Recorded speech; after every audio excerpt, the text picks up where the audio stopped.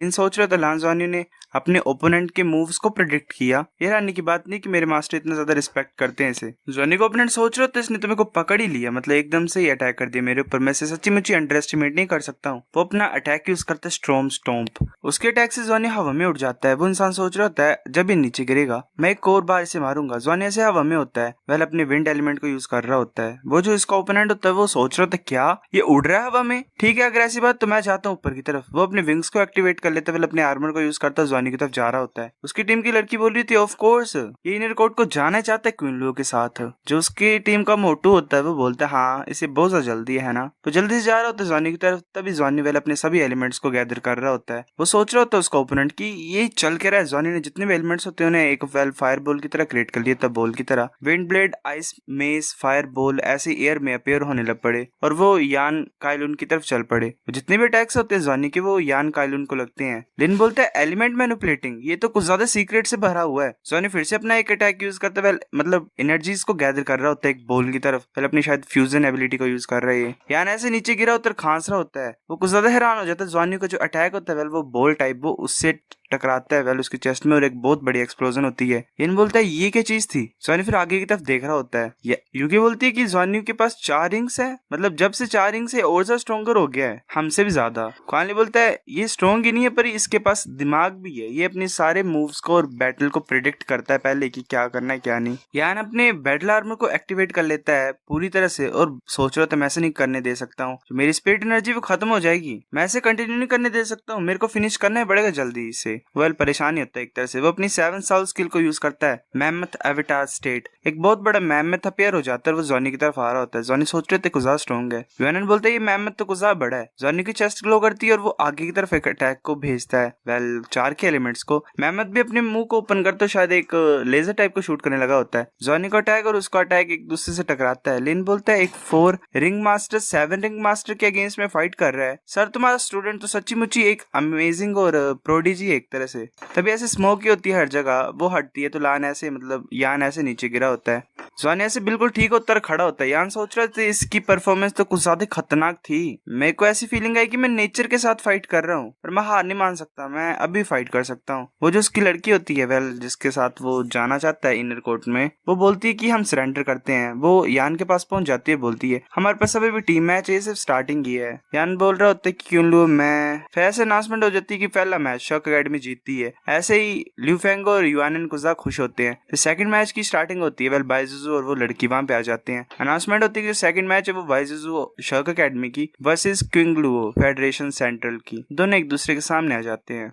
अरमिंग बोल रहा होता है ब्रदर ये शॉक एकेडमी तो कुछ ज्यादा ग्रेट है। जो दूसरा होता है वो बोलता है हाँ ये तो कुछ ज्यादा ही अमेजिंग है, इस लड़की के पास भी कुछ फेमिलियर सी एनर्जी आ रही है, ऐसा लग रहा है ये और लांजानियो फ्रेंड से ज्यादा ही हैं। ये ऐसे कैसे रिश्ते को जान गया। अरमिंग बोलता है अच्छा लांजानियो टांग सान से रिलेटेड नहीं है क्या, मेरे को तो ऐसा लग रहा है कि वो टांग सान से रिलेटेड है। दूसरा बोलता है मुझे पता नहीं, मुझे लगता है कि उसे अपने हेरिटेज के बारे में पता है, मतलब अपने एंसेस्टर्स के बारे में पता है और इसकी ब्लड लाइन अभी भी प्रेजेंट है और वो अलाइव है। इसका मतलब पहले इसके फादर की बात हो रही है टांग वुलिन की। ये एक चांस हो सकता है कि ये जो बच्चा ये एक एग से पैदा हुआ है, पर मैं श्योर नहीं हूँ कि इसके पेरेंट्स अभी भी अलाइव हैं कि नहीं, मतलब यहाँ पे हैं कि नहीं। तभी हमें बैटलफील्ड का सीन दिखाता है। क्विंग लुओ अपने फैन से अटैक करती है बाइजुजू की तरफ। बाइजुजू ने भी अपनी एनर्जी को यूज कर रही होती है वो और वेल डॉज कर लेती है अटैक को। क्विंग लुओ सोच रही थी फोरसाइट ये मेरे मूवमेंट को पता लगा पा रही है कि कहां से अटैक करने लगी हूँ मैं। वो अपने एक बवंडर टाइप को भेज देती है, टोर्नेडो टाइप को आगे की तरफ। बाइजुजू पीछे की तरफ मूव करती है, फिर वो अटैक करने लगी होती है आगे की तरफ। वो अपने स्पेयर से अटैक करती है और वेल अपनी रिंग को फॉर्म कर लेती है। क्विंग लुओ सोच रही थी इसके जो बाइजुजू के पर्पल स्केल्स हैं ये मेरे अटैक को रोक सकते हैं और खत्म कर सकते हैं। बाइजुजू आगे की तरफ जा रही होती है स्पेयर को लेकर अटैक करने के लिए। क्विंग लुओ सोच रही होती है कि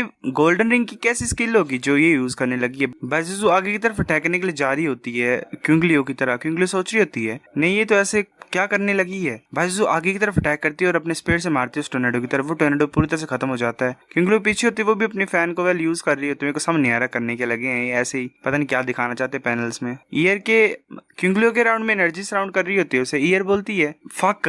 एर्मिंग बोलता है कि ये कौन है, एक स्पिरिट। वेल बाइजुजू के बारे में पूछ रहा होता शायद। दूसरा बोलता है ये ओरा, क्या ये बीजी मतलब जीजी हो सकती है क्या? ध्यान से देखो, ये अपनी स्पिरिट एनर्जी को बचा के रख रही है ना। ये लड़की मतलब एक तरह से एक्सपीरियंस है ये कॉम्बैट में लड़की, और ऊपर से ये बहुत ज्यादा इंटेलिजेंट भी है, क्योंकि अपने पहले एक तरह से तुम्हें बताया ये पीछे की एनर्जी को सेव कर रही है, ऐसा वैसा कुछ। फिर ऐसे टाइम बीतता गया और बाइजुजू और क्विंगलियो 10 मिनट के लिए फाइट कर रहे थे। ज़ुआनी सोच रहा होता है क्या ये जो दूसरे इंसान है फूड मास्टर है, ये तो कुछ ज्यादा रेयर है। फिर वो ऐसे फूड को बना रहा होता है और अपने टीममेट्स को खिला रहा होता है, उनकी एनर्जी को यूज कर रहा होता है, जैसे कि टांग सान की टीम में था। ज़ुआनी सोच रहा होता है ये इंपॉर्टेंट मेंबर है मेरे को लग रहा है टीम का इनकी। ज़ुआनी बोलता है मैंक्विन, अगर जीजू जीत जाएगी इस राउंड में तो तुम्हें नेक्स्ट वाला जीतना है, अगर वो हार जाएगी तो सरेंडर कर देना अपने मैच में भी, जब तुम काफी ज्यादा लर्न कर लो अपने एनिमी के बारे में। मैंक्विन बोलती है हाँ ठीक है कैप्टन, मतलब हाँ फोर्ट कैप्टन। ज़ुआनी बोलता है फोर्ट कैप्टन, अब फोर्ट क्या चीज है? क्वानी बोलता है ये बात कर रही है कि कैसे तुम अपने एलिमेंट्स को कैनन बॉल की तरह यूज कर सकते हो। हंस रहा होता है। फिर फोर्ट में कैनन बॉल्स लगी होती हैं और वो शूट करती हैं आगे की तरफ, इसलिए बोल रहे हैं ऐसे। फिर हम बाइजुजू का मैच दिखाता है। बाइजुजू सोच रही होती है मुझे इससे दूर रहना अभी के लिए और तरीका फाइंड करना कि मैं कैसे इसे हराऊं। वैसे गोल को रोटेट कर रही होती है, मतलब क्विंगलियो सोच रही होती है कि इसने कुछ गलती कर दी। फिर बाइजुजू के शायद पैर बचता कहीं पे, वो फिर अटैक कर देती है अपने वेल फैन से बाइजुजू की तरफ। बाइजुजू अपना अटैक यूज कर रही होती है, साथ में एक वेल वायलेट कलर की एनर्जी निकल रही होती है। क्विंगलियो सोच रही होती है क्या कोई ट्रैप है क्या, ये मेरी एनर्जी को अब्सॉर्ब कर रही है, मैं इसे जाने नहीं दे सकती हूँ, मेरे को भी जल्दी करनी पड़ेगी। वो अपनी लेवल 2 के आर्मर को डाल लेती है और आगे की तरफ जा रही होती है बाइजुजू की तरफ। एर्मिंग बोलते है ये शीजी है, ये सच्ची मुझे शीजी की डोमेन है, कोई भी इसके पास नहीं आ सकता। क्विंगलियो फंस गई है इस टेक्निक में, मतलब एक तरह से क्या करना लगी है अब ये। तभी जो क्विंगलियो होती है वो अपने फैन को वापस रख लेती है और अपने हाथ में एनर्जी को लाती है और आगे की तरफ अटैक करने लगी होती है हेवनली सील। वो जैसे अपने हाथ को आगे की तरफ करती है, वेल वहां पे शीजी की डोमेन में शीजी अपेयर हो जाती है आगे। क्विंगलियो को ज्यादा हैरान होकर बोलती है क्या, शीजी उसे मारती है हाथ से और वो पीछे गिरती है क्विंगलियो और वो खांसी होती है। क्विंगलियो सोच रही होती है ये क्या चीज थी, एक और कैसे हो सकती है मेरी तरह। वहां पे वेल शीजी नहीं होती, इसी के डुप्लीकेट बन गया होता है उस डोमेन में। गाइस मैं कुछ ज्यादा गलतियां करता हूं मुझे पता है, गालियां दे दो मेरे को 2-3, बहुत परेशान हूं मैं। वेल वो शीजी होती है, वो बाइजुजू के पीछे अपेयर हो जाती है। बाकी सभी बीस्ट उसे देख के डर जाते हैं और बोलते हैं ये तो शीजी है। शीजी अपने हाथ में वेल कुछ एनर्जी टाइप को लाती है और वेल आगे की तरफ भेज देती है कुछ बॉल्स टाइप को और बोलती है कर्स ऑफ एगो। एगो क्या पता नहीं, कुछ एनर्जी टाइप उससे बज रही होती है, क्या नाम है उसका, क्विंगलियो से। तभी लिन अटैक कर देता है और बोलते रुक जाओ, वो रोक लेता है शीजी के अटैक को। लिन बोलता है कि क्विंगलियो सरेंडर करती है। शीजी आगे की तरफ देखी होती है, गायब हो जाती है। बाइजुजू वहां पे मतलब उसको चोटें लगी होती है। मैंक्विन जा रही होती है आगे की तरफ जीजू को पकड़ने के लिए। तभी ज़ुआनी जल्दी से मूव करता है और वेल बाइजुजू को गोद में उठा लेता है। बाइजुजू बोलती है ज़ुआनी हूँ। मैंक्विन सोच रही होती है तो कुछ ज्यादा फास्ट है। बाइजुजू बोलती है मेरे को नीचे रख दो, मैं चल सकती हूँ। ज़ुआनी बोलता है कि नहीं तुम कुछ ज्यादा वीक हो अभी। बाइजुजू बोलती है अगर ऐसी बात है तो मेरे को बेंच तक लेके जाओ। ज़ुआनी बोलता है बात करना बंद करो, तुम्हें रेस्ट की जरूरत है। वेल मौके पे चौका मारना, इससे कोई सीखे क्या एडवांटेज लेता है। वो बाइजुजू को गोद में लेके जा रहा होता है। बाइजुजू वेल उसकी तरफ देख रही होती है। मैंक्विन बोलती है कितने ज्यादा लंबे टाइम तक तुम इसे ऐसे उठा के रखोगे, मैं बाइजुजू को हील कर सकती हूँ। ज़ुआनी बैठ जाता है और वेल उसने गोद में रखी होती है अभी भी। वेल क्या हुआ इसको? ज़ुआनी गाइस मुझे ठीक नहीं लग रहा है, अच्छा ये बड़ा हो रहा है धीरे धीरे करके, हे। ज़ुआनी बोलता है कि तुम्हारा मैच जल्दी आने वाला, अपनी एनर्जी को वेस्ट मत करो। बाइजुजू बोलती है कि मैं ठीक हूँ, मुझे नीचे क्यों नहीं रख देते तुम। मैंक्विन बोलती है क्या? क्वाली बोलता है कि ये सीरियस होने की एक्टिंग ही कर रहा है एक तरह से और कुछ भी बकवास करे जा रहा है। ज़ुआनी को बोल रहा होता है ऐसा। तभी अनाउंसमेंट होती है कि जो थर्ड मैच है उसके लिए रेडी हो जाओ। लान मैंक्विन शर्क अकेडमी की वर्सेस आन्यू फेडरेशन सेंट्रल इंस्टीट्यूट का। आन्यू सोच रहे थे मैं इस राउंड में हार नहीं सकता हूँ। वो अपने बैटल आर्मर को भी एक्टिवेट कर लेता है, सभी रिंग्स को भी निकाल लेता है। वो अपनी फेंटल फाउल स्पिरिट को यूज करता है। 7 रिंग साउल मास्टर होता है वो, लेवल 2 का आर्मर होता है उसका। मैंक्विन ऐसे फोक को भेज रही होती है स्माइल करके। आन्यू अपने एरो ऑफ डार्कनेस को यूज करता है और नीचे की तरफ एरोस को भेज रहा होता है। मैंक्विन की फोक में उसके जितने भी स्पेयर्स होते हैं वो गायब हो जाते हैं। आन्यू बोलता है कि एरो ऑफ डार्कनेस डिसअपियर हो गए। फिर वो अपने वेल अल्ट्रासोनिक वेव्स को यूज करती है मैंक्विन। आन्यू सोच रहा था ये तो अल्ट्रासोनिक साउंड है, मैं तो कुछ भी नहीं सुन पा रहा हूँ। तो मैंक्विन अपनी फ्रेंजी ब्लेजार्ड को यूज करती है वेल आइस स्टॉर्म को एक तरह से और ऊपर की तरफ भेज रही होती है। आन्यू सोच रहा था कितना ज्यादा स्ट्रॉन्ग है, एक 5 रिंग वॉरियर इतनी ज्यादा खतरनाक अटैक को लॉन्च कर सकती है और ऊपर से इसकी रेंज भी कुछ ज्यादा ही है। मैं तो भाग नहीं सकता हूँ, मेरे को ट्राई करना पड़ेगा और इसके ऊपर अटैक करना पड़ेगा। आन्यू ऐसे फंस जाता है उस स्मोक में और सोच रहा था नहीं मैं तो कुछ देख भी नहीं पा रहा हूँ। वो फिर अपने एरो ऑफ डार्कनेस को ऐसे रैंडम पोजीशन में भेज देता है। उसे मैंक्विन दिखाई देती है, वेल उसकी तरह कुछ दिखाई देता है और वो बोलता है कि वहां पे वो मैंक्विन अपने फिनिक्स विजडम को यूज करती है और वेल उस इंस्ट्रूमेंट को बजा रही होती है और पीछे उसका वेल बीस्ट भी अपीयर हो जाता है। आनी सोच रहे थे मेरे को ब्लॉक कर रही है। मैंक्विन साथ में स्नो क्वीन अराइवल को करती है, डार्क फ्रॉस्ट ब्लेड को यूज करती है, वो आगे की तरफ ब्लेड को भेज देती है आन्यू की तरफ। आन्यू प्रॉब्लम में होता है, वो पूरी तरह से फ्रीज हो जाता है। मैंक्विन की स्पिरिट हमें फिर दिखाई देती है। तब पीछे बीजी भी आ जाती है और वो भी अपना अटैक यूज करने लगी होती है। वो कुछ अरे टाइप फॉर्म करती है हवा में और नीचे की तरफ रेस शूट करने लग पड़ती है। लिन बोलते सीनियर बीजी प्लीज दया दिखाओ, तब वो वहां से गायब हो जाती है और अनाउंसमेंट हो जाती है कि शर्क अकेडमी जीतती है। मैंक्विन पूरी तरह से ठीक होती है। लिन बोलते कि तुम्हारी गलती नहीं कि तुम अपने मैचेस को हारे हो, तुम कुछ ज्यादा अनलक्की हो क्योंकि तुम्हारे ओपोनेंट कुछ ज्यादा स्ट्रॉन्ग है। एक लड़की बोलती प्रोफेसर हम अभी तक डिफीट नहीं हुए हैं। दूसरा बोलता है कि हाँ ये सही बोल रही है, हमारे पास अभी भी चांस है। लिन बोलता है ठीक है। ज़ॉन्यू जाता है टांगू के और युआनन के पास और बोलता है कि हमारे पास अभी भी मैचेस बचे हुए हैं, मतलब बीस्ट के साथ। मैं चाहता हूँ कि तुम अपनी पूरी एनर्जी को आज यूज करो, पर हमें इस डुओ मैच को जीतना होगा। युआनन बोलता चिंता मत करो, हम इन्हें दिखा देंगे। फिर हमें नेक्स्ट डुओ मैच का सीन दिखाया जाता है। सभी ऐसे ही वो कर रहे होते हैं, क्या बोलते हैं, चेयर कर रहे होते हैं, चैनलुओ और या यूरुओ। चैनलुओ बोलता है अगर हम जीत जाएंगे तो मैं तुम्हें अपॉर्चुनिटी लेने दूंगा शर्क में जाने की।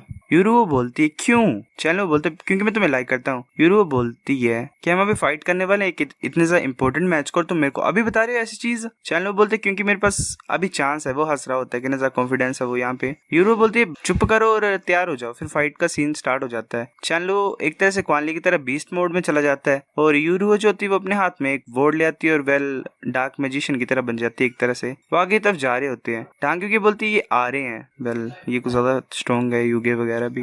जो यूरो होती है वो अपने वैंड से अटैक करने लगी होती है टांग्यूकी की तरफ। टांग्यूकी ने अपनी बॉडी को 5 एलिमेंट से कवर किया होता है। उसका जो वैंड टाइप होता है वो रुक जाता है और वो ऐसे हवा में रुक जाती है। यूरो सोच रही होती है कुछ अजीब है, मतलब ये कितनी अजीब सी एनर्जी है, मैं तो इसके पास ही नहीं जा पा रही हूँ। वो फिर अपना अटैक यूज करती है, वैंड को फेंक देती है। वो जो वैंड होता है वो युआनन की तरफ जा रहा होता है। युआनन उसे अपने हाथ में पकड़ लेता है। युआनन उसे अपने बो में लोड कर लेता है वैंड को और आगे की तरफ भेज रहा होता है उस लड़की की तरफ। वो लड़की को ज्यादा हैरान हो जाती है। उसका जो दोस्त होता है लड़का वो आगे आ जाता है और उसे अपने हाथ से वैंड को उड़ा देता है। जो वैंड में एनर्जी होती है 5 एलिमेंट्स की वो उसकी बॉडी को कवर कर रही होती है। वो लड़का सोच रहा होता है मेरी बॉडी में आ गया पूरी तरह से। तभी काफी ज्यादा हैंड्स बन जाते हैं 5 एलिमेंट्स के और वो उसे मार रहे होते हैं। युगी बोलती है हुई अटैक करो यूराओ को, अपने फ्लेम्स को यूज करो। युआनन बोलता है ठीक है मैं उसका ध्यान देती हूँ। अपने फ्लेम एरोस को यूज कर रहा होता है उस लड़की की तरफ। लड़की प्रॉब्लम में होती है और सोच रही होती है मेरे बाल, इसके बाल जल गए एक तरह से। तभी ऐसे तबाही मची होती है, मतलब अटैक्स हो रहे होते हैं खतरनाक ही लगातार ही। फ्लेम यहाँ पे उड़ रही होती है, कुछ यहाँ पे उड़ रहा होता है। लिन बोल देता है रुक जाओ। तभी वो लड़का जाता है उसके पास और बोलता है मुझे माफ कर दो, मैं को तुम्हें प्रोटेक्ट करना चाहिए था। लड़की बोलती तुम मुझे अभी भी पसंद करती हो, मैं इस तरह दिख रही हूँ फिर भी। तो लड़का ब्लश मारता है और बोलता है हाँ हाँ हाँ मैं तुम्हें लाइक करता हूँ। क्या ही सिचुएशन है इन दोनों की,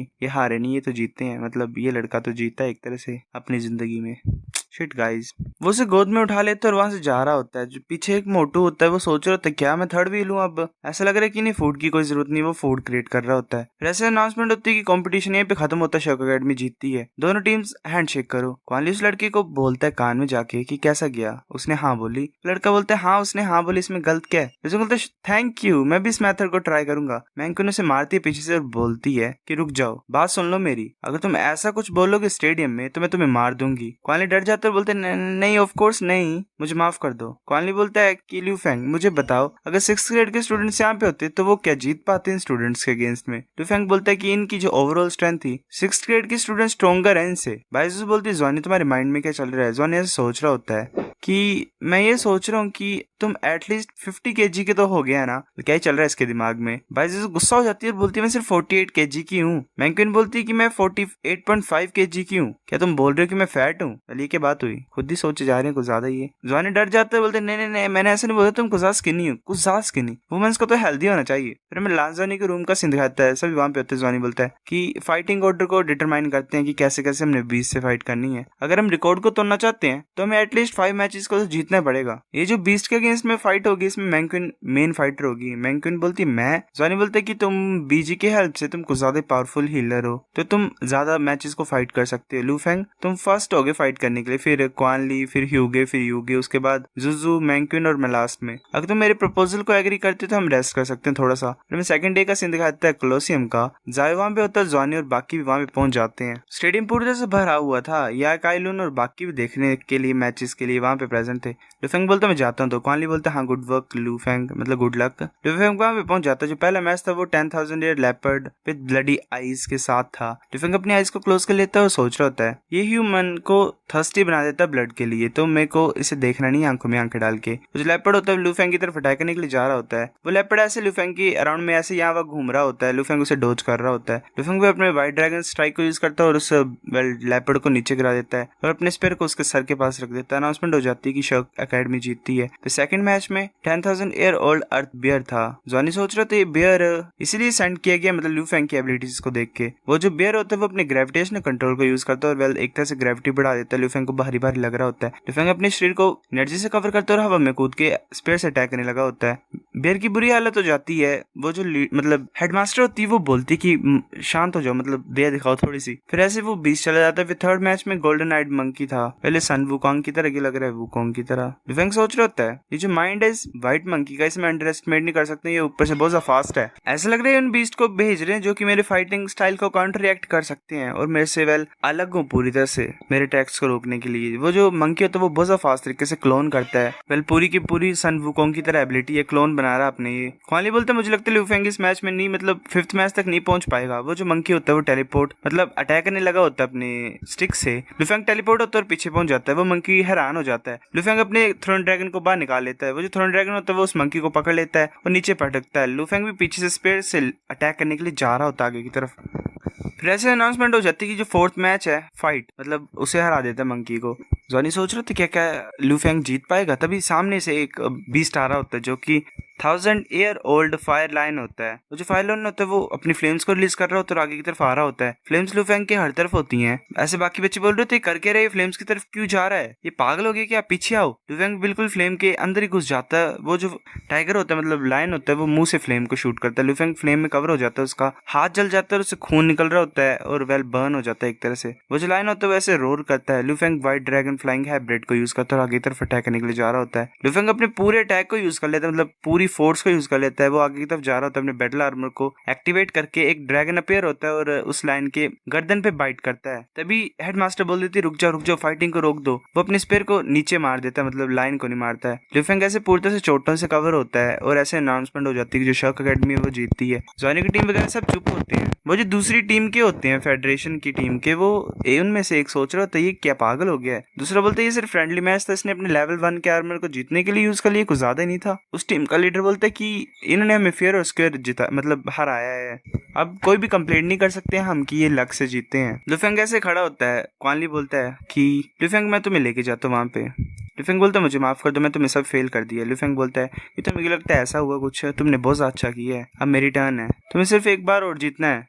तुम्हारा जो भाई है यहाँ पे वो तुम्हारे लिए ऐसा कर लेगा। फिर जो फिफ्थ मैच होता है वो स्टार्ट हो जाता है। उसका जो ओपोनेंट होता है वो फ्लाइंग एमरेट बर्ड होती है, वो डिमोनिक बर्ड। पहले तो क्वान ली की है। क्वान ली ने वैसे समनिंग एबिलिटी काफी सारे टाइम से यूज नहीं किया है ना। वो जो बर्ड होती है वो क्वान ली को ऐसे अटैक कर रही थी मल्टीपल डायरेक्शन से। क्वान ली सोच रहा था एक एमरेट फैंटम फाउल। जॉनी सोच रहा था ये जो बीस्ट है तो स्ट्रॉन्गर होते जा रहे हैं, ये वैसे बन रहे जैसे कि ये हमारे ऊपर एडवांटेज ले सके, मतलब फायदा उठा सके। क्वान ली अपने हाथ में एनर्जी लाता है और उस बर्ड को पकड़ लेता है और नीचे फोड़ देता है जोर से ही। लिन बोलता है ये तो, दूसरा बोलता है वो जो लीडर होता है फेडरेशन का, ये तो टांग सेट की सीक्रेट टेक्निक है, कंट्रोलिंग क्रेन और ड्रैगन। क्वान ली अपने हाथ को उसके सर के ऊपर लगाता है और ऐसे सील को कंप्लीट कर लेता है और अपना बना लेता है उस बर्ड को। ऐसे फिफ्थ विक्ट्री हो जाती है। वो जो गॉड बीस्ट होता है उनमें से एक बोलता है कि ये बच्चा तो इंटरेस्टिंग है, इसकी ब्लड भी थोड़ी सी अजीब है ब्लड लाइन, ये किसी और प्लेनेट की हो सकती है। फिर सिक्स्थ मैच के लिए मेटल बैक ड्रैगन होता है, वहां पे आ जाता।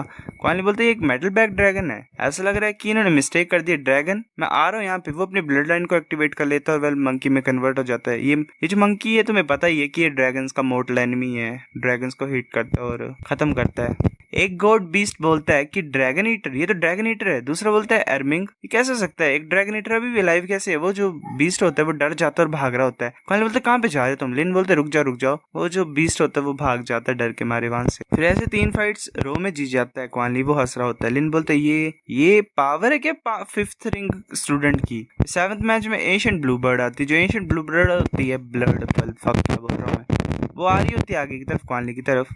क्वान ली की टेक्निक से बचने के लिए वो स्टार्टिंग से बहुत ज्यादा ऊपर उड़ रही थी। क्वान ली बोलता सील, मतलब उसे अपने बर्ड को भेजता है वो ऊपर की तरफ, जो कि उसकी होती है एमरल्ड सील बर्ड। ये 4 ही विक्ट्रीज वो एक ही रो में जीत जाता है क्योंकि क्वान ली की बर्ड ने उसे हरा दिया होता है।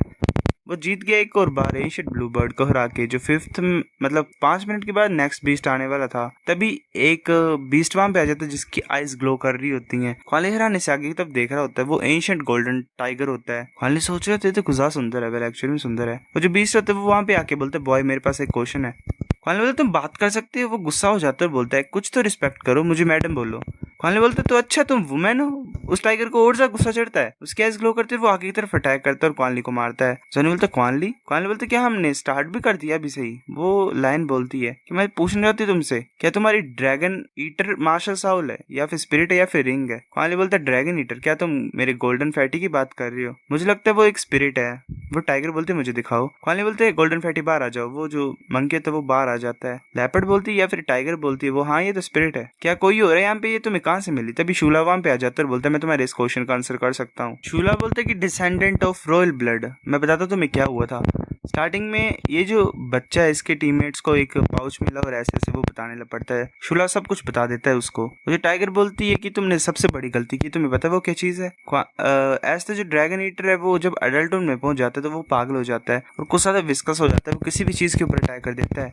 तुम लकी हो कि तो जो तुम्हारी स्पिरिट है ये जल्दी बन गई, वरना डिजास्टर हो जाता है। शूला बोलता है क्या मैं रिस्क के बारे में नहीं पता था क्या, ये अभी भी डेंजरस है। वो जो होता है लायन वो बोलता है कि मैं तुम्हारी हेल्प कर सकता हूँ इसको सेपरेट करने के लिए, और एक और ग्रेट स्पिरिट तुम्हें फाइंड करा दूंगी। क्या बोलते तुम? क्वाली उसकी तरफ देखता है और बोलता है सीनियर नहीं मैडम, गोल्डन फैटी और मेरे अंदर मतलब मेरा स्पेशल बॉन्ड है, मैं ऐसा नहीं कर सकता हूँ। मुझे टाइगर होती है वो बोलती है कि ठीक है चलो वेट करते हैं, जब तुम 7 रिंग्स को पाओगे यहाँ पे आना, फिर मैं चेक करूंगी तुम्हें, फिर कोई डेंजर होगा तो। तभी एक गॉड बीस्ट बोलता है कि कोई भी डेंजर नहीं होगा अगर इस जवानियों के साथ होगा तो। वो आ जाता है वहां पे एयरमिंग जल्दी से और बोलता है कि जो ड्रैगन ईटर ब्लड लाइन है उसे ऐसा चाहिए होता है जो उसे सप्रेस कर पाए, ऐसा इंसान चाहिए होता है। कोई भी प्रॉब्लम नहीं होगी क्योंकि जवानी उसे सप्रेस कर पाता है। वो जो लाइन होती है वो बोलती है डैड क्या तुम श्योर हो? अच्छा इसकी बेटी है ये? एयरमिंग बोलता है हाँ वो ठीक होगा, तुम यहाँ पे क्या कर रहे हो, वापस जाओ। वो लाइन बोलती है बॉय इस मैच को ड्रॉ कंसिडर करो, तुम जा सकते, मैं भी जा रही हूँ। क्वाली बोलता है सर ये फेयर फाइट होनी चाहिए थी, मेरे को फाइट करना अलाउड नहीं होता,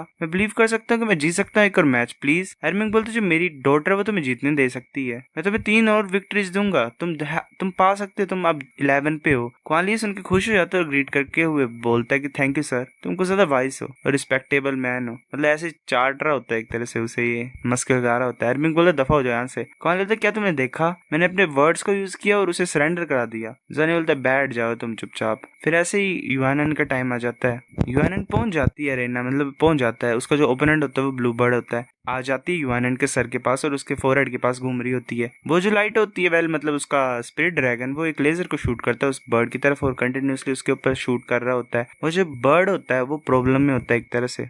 फिर ऐसे हेड मास्टर अनाउंस कर देती है कि कोई जरूरत नहीं है फाइट करने की, मैं डिक्लेयर करती हूँ कि ये 12th विक्ट्री है। एक गॉड बीस्ट बोलता है दूसरा की मैजिकल पावर एल्फ ड्रैगन, ये तो इंटरेस्टिंग है। यह हम बताया जाता है कि फॉलोइंग मैचेस में जो बीस्ट थे उनने ट्राई किया मतलब उन बीस्ट को भेजने के लिए जो कि डिफेंस में अच्छे हो यूएनएन के साथ फाइट करने के लिए, पर उन बीस्ट को जिनका लार्ज एरिया इफेक्ट था फाइट में उन्हें यूएनएन ने एक ही अटैक में हरा दिया। फिर ऐसे ही बार बार हारने की वजह से यूएनएन के फिर हमें 7th मैच का सीन दिखाया था। उसकी एनर्जी ऑलमोस्ट खत्म हो गई थी उसकी बॉडी से। जो नेक्स्ट वन था वो यूगे फाइट करने वाली थी। 8 मैच लगाए इसने, उसके बाद इसकी भी एनर्जी खत्म हो गई। 4 लोगों ने टोटल में 25 विक्ट्रीज ले ली। जॉनी बोलता है जुजू गुड लक। जुजू बोलती है हाँ। जॉनी बोलता है अगर तुम फाइट नहीं कर सकते हो तो ये ठीक होगा, मुझे बुला लेना, मैं तुम्हारी हेल्प करूंगा। भाई जुजू गुस्से से देख रही होती है उसकी तरफ और वेल सच मुझे गुस्सा होती है। फिर बाजीजू की टर्न आ जाती है। बाजीजू के आगे जो होती है बीस्ट वो 60,000 ईयर की ओल्ड फोक्स होती है। वो फोक्स बोलती है हेलो लिटिल गर्ल, मतलब गर्ल, मैंने सुना है कि जीजी तुम्हारी स्पिरिट है, कितना ज्यादा लवली कोइंसिडेंस है, मैं एक सेलेस्टियल फोक्स हूं और मेरी 60,000 ईयर की कल्टीवेशन है। बाजीजू सोच रहे थे एक ह्यूमन शेप्ड बीस्ट।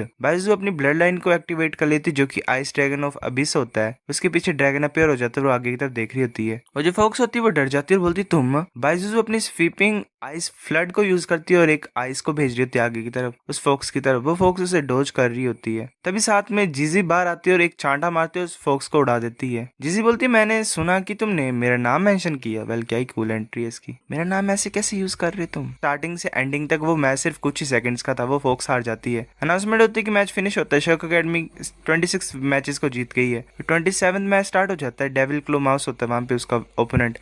मतलब जॉनी सोच रहा होता है कि जो डेविल क्लो माउस है वो कुछ फास्ट है और स्ट्रॉन्ग है। ऊपर से विंड एलिमेंट भी इसे सपोर्ट कर रहा है। वैसे जल्दी से मूव कर रहा होता है और बाइजुजू को मल्टीपल डायरेक्शन से अटैक कर रहा होता है। बाइजुजू को माउस अटैक मतलब हरा देता है अपने जल्दी जल्दी के अटैक से। जॉनी बोलता है कि ये सब कुछ ठीक है, मैं ध्यान दे दूंगा, मतलब मैं हरा दूंगा। जुजू बोलती है कि अगर हम साउल बोन्स को पालेंगे इसके बाद तो मैं नहीं रखूंगी उसे। जॉनी देख रहा होता है उसकी तरफ और उसके हाथ को पकड़ के जुजू बोलता है, वेल पता नहीं शांत कराने की कोशिश कर रहा होता है। फिर लान मैंक्विन ने मैच को ज्वाइन किया और वो उसने डेविल माउस के साथ फाइटिंग की। वो अपने स्नो को पूरे एरिया में फैला देती है। जो माउस था वो डिफीट हो गया क्योंकि उसने टेम्परेचर को ज्यादा नीचे गिरा दिया था। वो 27 मैचेस को जीत के और 7 और मैचेस को जीतना था उन्होंने रिकॉर्ड को तोड़ने के लिए। फिर 5 मिनट के बाद वो लायनेस फिर से आ जाती है, वेल रॉयल प्रिंसेस। मैंक्विन बोलती है कि तुम दोबारा फाइट करने लगी हो डिफीट होने के बाद। लायनेस बोलती है कि सीनियर बीजी मेरे सेवियर है, मतलब काफी साउल बीस्ट की भी सेवियर है, तो कोई भी उनके साथ फाइट नहीं करना चाहता है। हम कंसिडर करते हैं कि तुम 33 मैचेस को जीत के हो, अब तुम अरेना को छोड़ के जा सकते हो। मैंक्विन बोलती है क्या? जॉनी बोलते कि तुमने अच्छा किया मैंक्विन, अब तुम जा सकते हो। वेल ये मैंक्विन के साथ फाइट नहीं करना चाहते हैं क्योंकि रिस्पेक्टेड स्पिरिट है उसकी। जॉनी बोलता है कि चलो वो करते हैं जैसे कि तुमने बोला, मतलब चलो वो करते हैं जैसे कि इसने बोला। मैंक्विन बोलती है कि तुम ज्यादा हार्ड ट्राई मत करना। जॉनी बोलता तुम चिंता मत करो। जॉनी अरेना में तो सोच रहा था मेरे को अपना बेस्ट करना पड़ेगा, ये प्रैक्टिसिंग की तरह ही है। हॉर्न बीस्ट बोलता है कि चीयू मतलब ची क्यों जाओ। तभी एक बीस्ट आगे की तरफ जा रहा होता है। जो लाइनेस होती है वो अपने ह्यूमन फॉर्म में आ जाती है और बोलती है हे डैड तुमने ची क्यू को क्यों भेजा वहां पे? हमने किसी को मतलब ये सपोज नहीं की किसी को मारने के लिए, अगर मार देंगे तो ये कुछ मुश्किल नहीं हो जाएगा फेडरेशन को एक्सप्लेन करना कि हमने ये क्यों किया यहाँ पे। मतलब खतरनाक बीस्ट भेज दिया शायद इन्होंने। और ऊपर से बात है कि ची क्यू को जो ह्यूमंस पसंद नहीं है, अगर वो लांस जॉनी को हर्ट कर देगा तो क्या होगा। हॉर्न वाला बीस्ट बोलते कि डॉटर बैठ जाओ तो मैच को देखो। जॉनी अपने हाथ में एनर्जी ले आता है, वो जो ड्रैगन टाइप होता है वो आ जाता है वहां पे, वो अपने ह्यूमन फॉर्म में होता है। वो बोलते है कि मैं होल्ड बैक नहीं करूंगा, बच्चे तुम सरेंडर कर दो। जॉनी अपने हाथों को वेल एनर्जी से कवर कर रहा होता है, कुछ कर ही रहा होता है एक तरह से, और अपने एलिमेंटल एब्जॉर्प्शन टेक्निक को यूज करता है। जो एलिमेंट्स होते हैं वो उस ड्रैगन के राउंड में कम हो रहे होते हैं एक तरह से। वो बोलता है क्या जो मेरा फायर एलिमेंट है वो खत्म हो गया, ये एलिमेंट्स को भी डिसेंबल कर सकता है। जॉनी फिर ड्रैगन गोड ट्रांसफॉर्मेशन में आता है, वेल कूल पैनल है एक तरह से, इसकी आइज ग्लो कर रही होती है, और वो अपने स्पेयर को बाहर निकाल लेता है और आगे की तरफ जा रहा होता है। वो जो ड्रैगन होता है वो डर जाता है और बोलता है ये क्या चीज है। जॉनी आगे की तरफ देख रहा होता है और अपने गोल्डन ड्रैगन रोर को यूज करता है उसके मुंह के ऊपर। वो ड्रैगन बोलते हैं नहीं नहीं। जॉनी अपने स्पेयर से अटैक करने लग पड़ा होता है उसे। वो बोलते नहीं मैं हार मानता हूँ, मैं हार मानता हूँ। वो चिल्लाने हो जाता है ऐसे जोर जोर से। जॉनी ऐसे जीत जाता है। लाइनस बोलते डैड ये क्या हुआ, उसने सरेंडर क्यों कर दी, तो मैं स्टार्ट भी नहीं हुआ। हॉर्न वाला वेल बीस्ट बोलता है बीस्ट गॉड कि हम सिर्फ श्योरिटी ले रहे हैं यहाँ पे, सच है, मैं तुम्हें बोला था मैंने गलती नहीं की है, ये इनफ है फाइटिंग आज के लिए, अब फॉलो करते हैं हमारे प्लान्स को। मतलब जॉनी की आइडेंटिटी के बारे में पता लगा रहे थे। लाइनस बोलते डैड तुमने मुझे बताया नहीं, मेरे क्वेश्चन का आंसर करो। हॉर्न वाला बीस्ट बोलता है कि तुम समझ जाओगे, ये हो सकता है कि अभी भी होप है साउल बीस्ट के लिए, हम सरवाइव कर सकते हैं। और डीटीएन की जैसी पेशेंट थी, ऐसा लग रहा है कि उसका जो सपना है वो सच हो जाएगा। एडमिंग बोलते हैं कि आज के लिए इतना काफी है। फिर ऐसे शर्क अकेडमी ने रिकॉर्ड को तोड़ दिया। जॉनी सोच रहा था यही एंड है। वो फिर ऐसे ही एक दूसरे के साथ हाथ मिलाते हैं और बोलते हैं कि हमने रिकॉर्ड तोड़ दिया, हमने कर दिखाया। एडमिंग जॉनी के सामने आ जाते हैं और बोलते सीनियर एडमिंग। एडमिंग बोलते कांग्रेचुलेशन, तुमने रिकॉर्ड को तोड़ दिया इतने 10 सालों के बाद, तुम दोबारा कम्पीट करना चाहते हो क्या? जॉनी बोलता है कि इसीलिए क्योंकि जो 20 थे वो आसान हुए हमारे ऊपर, मतलब उन्होंने ज्यादा अच्छा नहीं किया। अगर 2 साल के बाद होता तो हम दोबारा यहाँ पे आएंगे शर्क के रिप्रेजेंटेटिव बन के, और हम दोबारा ट्राई करेंगे रिकॉर्ड को तोड़ने के लिए। एडमिंग बोलते क्या तुम दोबारा कम्पीट करना चाहते हो, ऐसा मत करना। तभी युआनन हैरान हो जाता है। एडमिंग उसके पास जाके बोलता है कि तुम युआनन क्लैन से है ना, मैंने सुना कि जो तुम्हारी मदर है वो एल्फ प्रिंसेस है। युआनन बोलता है हाँ तुम सही बोल रहे हो। फिर वो क्वानली के पास जाके बोलता है कि तुम ड्रैगन ईटर जो तुम्हारा है वो तुम्हारे कंट्रोल के अंडर है ना, जॉनी के साथ रहना 1 मंथ के लिए यहीं पे ही, मैं तुम दोनों की हेल्प करूंगा। क्वानली बोलता है वाओ शुक्रिया। एडमिंग बोलता है कि किस तरह के साउल स्केलेटन को तुम चाहते हो। यूगे बोलती कि जॉनी तुमने सब कुछ किया हमारे लिए, तो इस टाइम तुम्हें कुछ मिलना चाहिए, चूज करो जो तुम्हें चाहिए। जॉनी बोलता है कि मैं ऐसा नहीं कर सकता, हम सभी साथ में मिले हैं, मतलब मिल के जीते हैं। क्वानली बोलते कि ऐसा मत करो, तुम हमेशा सेल्फलेस सिक्योर रहते हो कैप्टन, कुछ तो अपने लिए खरीदो। एडमिंग बोलता है मैं तुम सभी को बोल रहा हूँ, तुम सभी के लिए 1 स्केलेटन दूंगा मैं, हर एक पर्सन के लिए। वो खुश से बोलते सच्ची? एडमिंग बोलते भाई लांजोनी को नहीं मिलेगा। लांजोनी हैरान हो जाता है। एडमिंग बोलता है कि इतना सा अपसेट मत हो, जो इनर कोर्ट है शर्क अकेडमी का, वहाँ पे एक आर्टिफैक्ट है, वो तुम्हारा रिवॉर्ड होगा, पर वो बात की बात है, उसके ये सोचो पहले कि तुम्हें कौन सा स्केलेटन चाहिए। जॉनी बोलते सीनियर एडमिंग मैं ये सोच रहा था कि पहले हम देखें तो स्केलेटन कौन कौन से, फिर हम डिसाइड करेंगे कि क्या लेना हमने। एडमिंग बोलते तुम स्मार्ट हो एक तरह तरह से, चलो फॉलो करो मेरे को सभी। वो फिर जल्दी से एक जगह पे टेलीपोर्ट हो जाते हैं, मतलब टांग की बोलती है सोइल एस्केप। एरमिंग बोलते कि तुम टोंगियो की डिसेंडेंट हो है ना, नाइस वूजिंग यूनिकॉर्न, तुम्हारे एंसेस्टर प्राउड होंगे। और पता नहीं क्या बातें करते रहते हैं। क्वाली बोलते कि देखो ये तुम्हारी सिस्टर को कॉम्प्लीमेंट कर रहे पर तुम्हें नहीं, वो हंस रहा होता है। एरमिंग बोलते कि तुम दोनों भाई बहन हो, मतलब सेम पेरेंट्स से हो। टांगियो की बोलती कि हमारा फादर सेम है पर मदर डिफरेंट है। वेल इनका फादर खतरनाक है, एक मदर दूसरी रेस की मतलब अमेजिंग रेस से है, एक दूसरी अमेजिंग रेस से है। युआनन बोलता है कि सीनियर एरमिंग कि कौन सा स्केलेटन मेरे को सूट करेगा बेस्ट। एरमिंग बोलता है कि जो स्केलेटन्स है वो तुम्हारी पावर के साथ मिक्सअप होने चाहिए, इससे तुम्हारी फिजिकल स्ट्रेंथ भी इंक्रीज होगी और साथ में स्केलेटन्स की ओवरऑल एनर्जी भी इंक्रीज होगी, जिससे तुम्हारे मसल्स बोन्स भी स्ट्रॉन्ग होंगे। जो स्ट्रॉन्गेस्ट साउल बोन्स हैं वो ऐसा नहीं होता कि बेस्ट हो, जो सबसे ज्यादा सूटेबल होंगी तुम्हारे लिए अच्छी होंगी वही अच्छी होंगी। मतलब एक तरह से ज्यादा भूखे मत बनना, उन्हें चूज करना जो तुम्हारे लिए एक तरह से कंपैटिबल हो।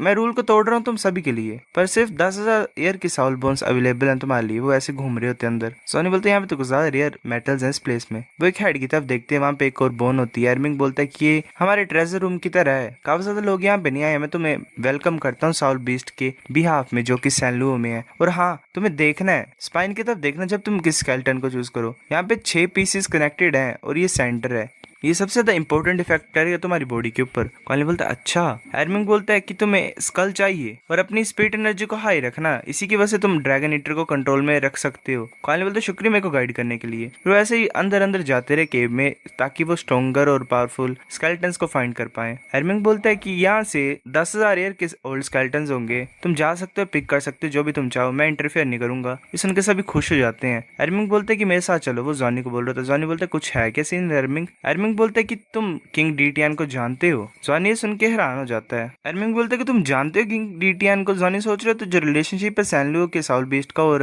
हमारे साउल बीस्ट का वो अच्छा नहीं है, क्या मैं बोल लूं। एरमिंग बोलते ठीक है तुम आंसर नहीं करना चाहते हो, डीटियन हेल्प करेगा तुम्हारी, वो तुम्हें हार्म नहीं करेगा, फ्री मतलब काम करो उसके साथ अच्छा ही होगा। तभी डीटियन बोलता है गोरिल्ला तुम्हें इसको पूछने की कोई जरूरत नहीं है। एरमिंग बोलता है कि मुझे पता तुम मरे नहीं हो। डीटियन बोलता है कि तुम अपने सीनियर से इस तरह से बात करती हो, कितने ज्यादा डिसरिस्पेक्टफुल हो तुम, पहले बड़ा इन दोनों से। एरमिंग बोलता है क्योंकि तुमने गलत चॉइस की है और गलत टाइम पे की है, हम जो ड्रैगन है हमारा अपना प्राइड होता है। डीटियन बोलता है प्राइड क्या बकवास कर रहे हो तुम भी स्पिरिट हो है ना। मैं स्पिरिट नहीं हूँ, मैं कभी भी बनूंगा नहीं। एरमिंग बोलते तुम स्पिरिट नहीं हो तो तुम एग्जिस्ट कैसे कर रही हो। वो जॉनी के सर से बाहर आ जाता है और बोलता है कि माय लॉर्ड प्लीज मुझे कुछ बात करने दो इनसे। जॉनी बोलता है ठीक है ओके वेल, इस तरह से रिस्पेक्टफुल है ये, वाओ। फिर वैसे मतलब चुपचाप बात कर रहे होते। जॉनी सोच रहे थे किस तरह की बात कर रही है। डीटियन फिर एंटर कर जाता है जॉनी में कुछ मिनट के बाद। एरमिंग बोलता है कि इंसान को ज्यादा लंबे टाइम से जी रहा था और ये अभी भी सही तरीके से सोच पा रहा है, तुमने सही तरीके से अपना बना के रखा हुआ है, तुमने सुन लिया डीटियन को है ना।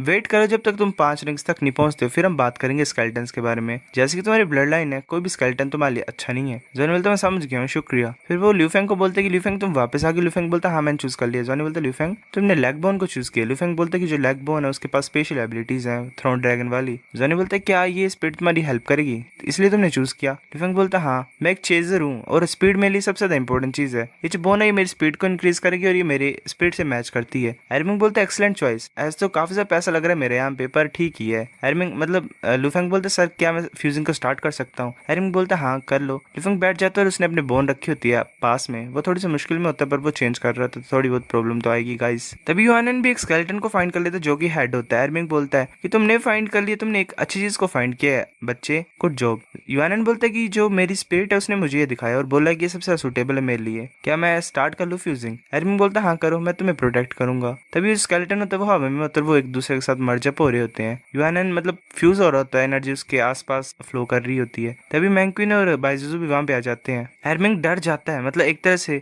जीजी और बीजी बोल रहे होते हैं कि बॉय हम भी वापस आ गए हैं। एरमिंग बोलता है बीजी और जीजी तुम ऐसा कैसे कर सकते हो। जीजी बोलते है गोरिल्ला क्या कुछ ज्यादा ही पैसा लग रहा है क्या तुम्हारे यहाँ पे। बाइजी बोलती है कि हमने सबसे ज्यादा सूटेबल चूज की है इन बच्चों के लिए, लूट ही रही है एक तरह से। ये जो एंशिएंट आइस ड्रैगन का स्कल है एक हाई चांस है कि ये मैंक्विन को प्योर आइस एलिमेंट की स्ट्रेंथ देगा और ये ओनर की स्पिरिट एनर्जी को भी इंक्रीज कर सकता है। बाइजी बोलती है कि और सबसे ज्यादा इंपॉर्टेंट चीज जो ड्रैगन के एट्रीब्यूट्स होते हैं वो टाइम के साथ चेंज होते हैं और ये मैंक्विन की ब्लड लाइन को भी इफेक्ट करेंगे। इससे 2 बर्ड्स को हम एक स्टोन से मार सकते हैं, इसलिए मैंने बोला कि इसको लो। एरमिंग अपने सर के ऊपर हाथ मार ले, वो बोलती है कि हम इसे स्पाइन ऑफ एबिस ड्रैगन भी बोल सकते हैं, ये 10,000 ईयर की नहीं है पर ये ज्यादा अच्छी है 10,000 ईयर ओल्ड से भी। एरमिंग बोलते ये तो ग्राउंड के बहुत ज्यादा डीप में थी, तुमने कैसे निकाला। वो रो रहा होता है पीछे। जॉनी बोलते कि सीनियर जीजी इस बोन का क्या लेना देना तुमसे, मतलब करती क्या है? जिजी बोलती है कि मैरो है इसके अंदर, इसका मतलब ये बोन है, इसके पास बहुत ज्यादा स्ट्रॉन्ग वाइटैलिटी और ये इवोल्व हो सकती है, कुछ सालों के बाद ये 10,000 ईयर की हो ही जाएगी। एरमिंग रो रहा होता है और बोलता है क्या तुम किसी और को चूज नहीं कर सकते प्लीज? जिजी बोलती है ऑफ कोर्स नहीं, ये बहुत ज्यादा अच्छी चीज है और ये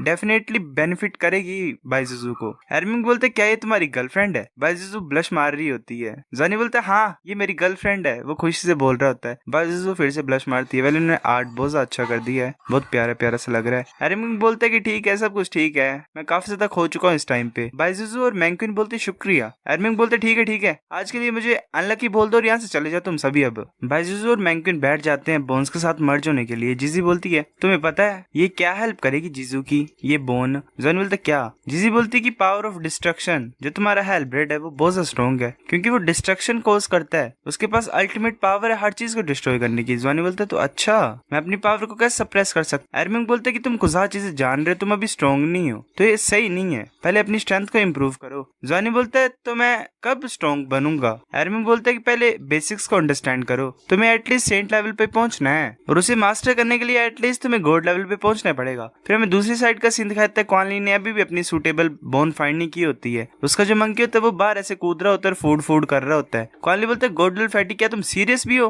वो सोच रहा होता है कि मुझे जॉनी को पूछ लेना चाहिए था सीनियर एरमिंग को पहले, मतलब मैं पहले वहां पे वापस जाता हूँ। जॉनी बोलता है तुमने अभी भी कुछ भी फाइंड नहीं किया या फिर क्या तुमने फ्यूजिंग भी फिनिश कर ली? क्वानली बोलता है कि मुझे पता नहीं क्या चूज करना है सीनियर एरमिंग, क्या तुम मुझे कोई सी एडवाइस दे सकते हो? एरमिंग बोलता है बेवकूफ बच्चे, तुम्हें एक ऐसी बोन को फाइंड करना जो तुम्हारी स्पिरिट एनर्जी को इम्प्रूव कर सकती है, अपनी पावर को यूज करो फील करने के लिए, क्या मैं तुम्हें ये भी सिखाऊं? क्वानली बोलता है सच्ची, चलो मैं ट्राई करता हूँ। फिर यूगी वहां पे आ जाती है, बोलती सीनियर एरमिंग में वापस आ गई हूँ। एरमिंग बोलता है क्या तुम्हें 2 बोन्स मिल गई? टांग यूगी बोलती है सीनियर जो यिन और यांग है उन्होंने चूज किया, मतलब बर्ड ने, और उन्होंने मुझे ये बताया कि जब मैं फ्यूजन स्टार्ट करूंगी तो मेरे को बैलेंस रखना है यिन और यांग का, मैं तुम्हें कुछ भी दे सकती हूँ सेकंड बोन के एक्सचेंज में। एरमिंग बोलते क्या तुम टाइटन्स के डिसेंडेंट हो? यूगी बोलती मेरी मदर और मैं छोड़ के चले गए तो हम नहीं है, क्या मैं सेकंड बोन को ले सकती हूँ सीनियर एरमिंग? एरमिंग बोलता है चलो तुम रख सकते हो, तुम सैनलू प्लेनेट को इस फेवर को ऑन करते हो, मतलब तुम्हें लौटाना पड़ेगा कभी न कभी, हम तुम्हें ढूंढ लेंगे जब हमें तुम्हारी हेल्प चाहिए होगी। जॉनी बोलता है सीनियर क्या कुछ रॉन्ग है क्या यूगे की हेरिटेज में? एरमिंग बोलता है कि मैं देख नहीं सकता हूँ जो ओरा है टाइटन्स का इसके अंदर, ऐसे तो क्योस यूनिकॉर्न वीक नहीं है पर हमारी जो प्योर ब्लड टाइटन्स है वो बहुत ज्यादा स्ट्रॉन्ग है, पर ये अजीब है, बहुत ज्यादा अजीब है, मतलब 2 ब्लड लाइन है यूगे के अंदर। क्वानली ऐसे बैठा होता है और सोच रहा होता है कि एक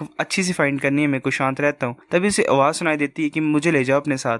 क्वानली बोलते कौन हो तुम? एक लाइट अपियर होती है और उससे एक ओल्ड मैन बाहर आ जाता है, वो बोल रहा होता है मैं किंग हूँ इस वर्ल्ड का, मैं किंग ऑफ द किंग्स हूँ। क्वानली बोलते है मैं समझ नहीं पा रहा तुम।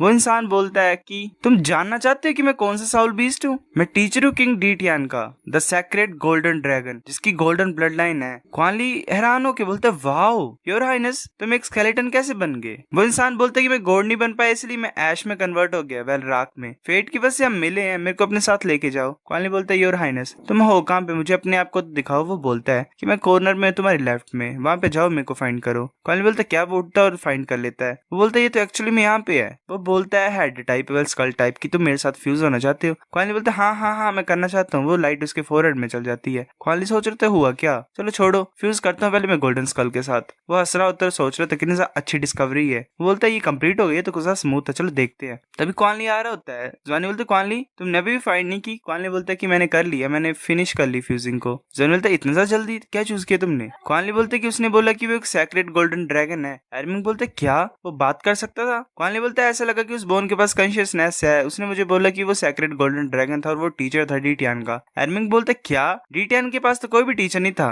क्या तुम पागल हो गए क्या? डीटियान एक डार्क ड्रैगन है, क्या तुमने कोई देखा जिसके पास डार्क क्वालिटीज है? और उसका टीचर एक लाइट वाला है, डार्क ड्रैगन का टीचर एक गोल्डन ड्रैगन कैसे हो सकता है? क्वानली बोलते तो मैंने क्या चूज कर लिया? एरमिंग बोलते है रुको मेरे को देखने दो वो क्या है। वो क्वानली के सर के ऊपर हाथ रखता है, तभी एक छोटा सा बीस्ट बाहर आ जाता है और बोलते योर हाइनेस प्लीज गुस्सा मत करना, योर हाइनेस ये मैं हूँ। वेल क्यूट लग रहा है बीस्ट है। एरमिंग बोलते ये तुम हो, तुम इस प्लेस में कैसे एंटर हुए? वो बोलता है कि मैं भूल गया था और यहाँ पे फंस गया, मेरे को फेक बनना पड़ा एक तरह से साउल बीस्ट की तरह ताकि मेरे को हंट ना किए जाए, पर मैं ट्रांसफॉर्म बैक नहीं कर। एरमिंग बोलता है क्वान ली को कि तुमने एग्री कर दिया कि ये चीज तुम्हारी साउल बोन बनेगी। क्वान ली बोलता है ये वो नहीं जिससे मैंने बात की, यहाँ पे चल के रहा है, ये क्या चीज है। एरमिंग उसे पकड़ लेता है छोटे से बीस्ट को और बोलता है कि हम कैसे ऐसे होने दे सकते हैं, तुम एक बेकार से थीफ हो, तुमने इसे बेवकूफ बना दिया। वो बोलता है योर हाइनेस शांत हो जाओ, प्लीज शांत हो जाओ, ये भी मर जाएगा अगर तुम मुझे मार दोगे तो। ज़्वानी बोलता है कि सीनियर एरमिंग क्या हुआ, ये क्या चीज है। एरमिंग बोलते है कि एक ट्रिकस्टर बीस्ट है, मतलब सभी को बेवकूफ बनाता है, ये बहुत ज्यादा बेकार तरह का चोर है इस पूरी दुनिया में, ये बहुत ज्यादा घटिया गंदा सा चोर है जो मैंने देखा है। ये अपने मैजिक को यूज करता है ट्रांसफॉर्म करने के लिए अपने आप को, और लोगों को डराता है, ये लोगों को दूर भगाता है और उनकी चीजों को चुरा लेता है।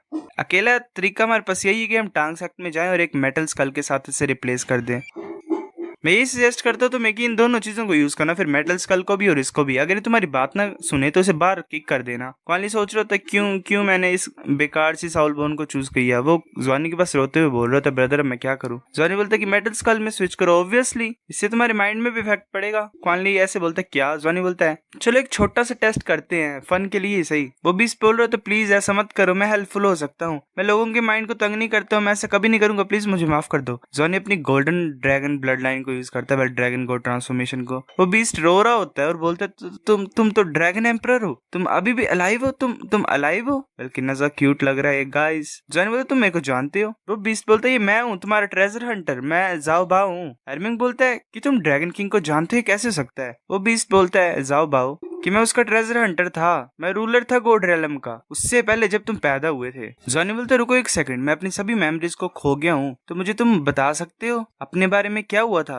जाओबा बोलते तुम किंग ऑफ साउल बीस्ट थे, the dragon emperor, the accelerated Lord of गोड रेलम, मतलब गोड डोमेन का लॉर्ड, एक तरह से राजा। ज़्वानी बोलते तो जो कैलेमिटी हुए थे हमारी काइंड के ऊपर उसका क्या सीन था। जाओबा बोलते कि जो ड्रैगन थे वो खत्म होने वाले थे, ये सब कुछ उन्हीं की वजह से, वो घटिया इंसान, सब कुछ ठीक ही होना था, ये क्यों हुआ। फिर जावा स्टोरी सुनाने लग पड़ता है। वो बोलता है कि तब बताऊं क्या हुआ था, तुम रूलर थे गोड रेलम के, तुम इतने ज्यादा अच्छे थे कि तुमने ह्यूमंस को बोला कि अगर वो एक सर्टेन लेवल में पहुंच जाएंगे अपने वर्ल्ड में तो तुम उन्हें गोड रेलम में आने दोगे कल्टीवेट करने के लिए। 1000 सालों के बाद, मतलब हजारों सालों के बाद, उन्हें गोड रेलम में एक पोजीशन होल्ड कर ली। मतलब तुम्हें पता ही है जैसे जैसे वो रहने लग पड़े तो एक तरह से घर ही हो गया था उनका, और वो पोजीशंस पाने लग पड़े वहां पे। कुछ फर्स्ट क्लास गोड्स भी बन गए थे। फिर मुझे भी नहीं पता क्यों, पर तुम चेंज हो गए, तुम हमेशा गुस्सा रहते थे, तुमने डजन मतलब काफी ज्यादा अपने सर्वेंट्स को मार दिया, काफी ज्यादा लोग शोक में थे, और ऐसे टाइम पास होता हुआ तुम्हारा मूड कुछ ज्यादा ही गंदा हो गया, तुम अपने आप को कंट्रोल नहीं कर पाए। फिर किसी इंसान ने तुम्हें कुछ चीज बताई और तुमने ह्यूमंस गॉड को मारना स्टार्ट कर दिया, और ह्यूमंस ने भी तुम्हारे साथ फाइट करने लग पड़े। वो भी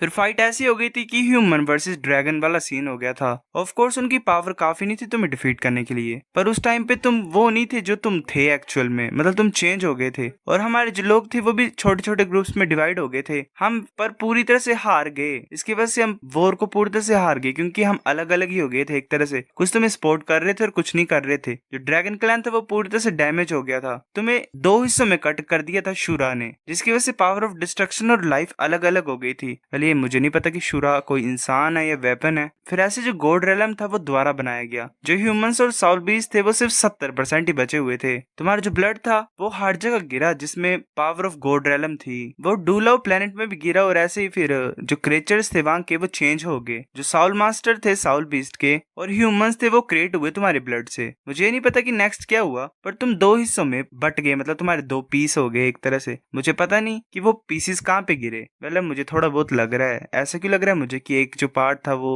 ज़्वानी का फादर था, एक जो पार्ट थी नाना वो ज़्वानी की मदर थी। मैं खुद से थ्योरीज बना रहा हूँ, पर मोस्ट लाइकली ऐसे सीन था, और अब वो दोनों ब्लड लाइन का एक हिस्सा बना हुआ है ज़्वानी, एंड देन ज़्वानी इज कंप्लीट ड्रैगन गॉड। ज़्वानी बोलता है कि फिर क्या हुआ, तुम्हारा रिलेशनशिप क्या किंग के साथ। वो जो बीस्ट होता है जाओबा वो अपने दोनों फिंगर्स को साथ में जोड़ता है और बोलता है कि मैं उसका सबसे द मोस्ट लॉयल सर्वेंट हूँ, और मैं बिगेस्ट पैरासाइट था उसकी बॉडी के ऊपर, वेल पैरासाइट कीड़ा।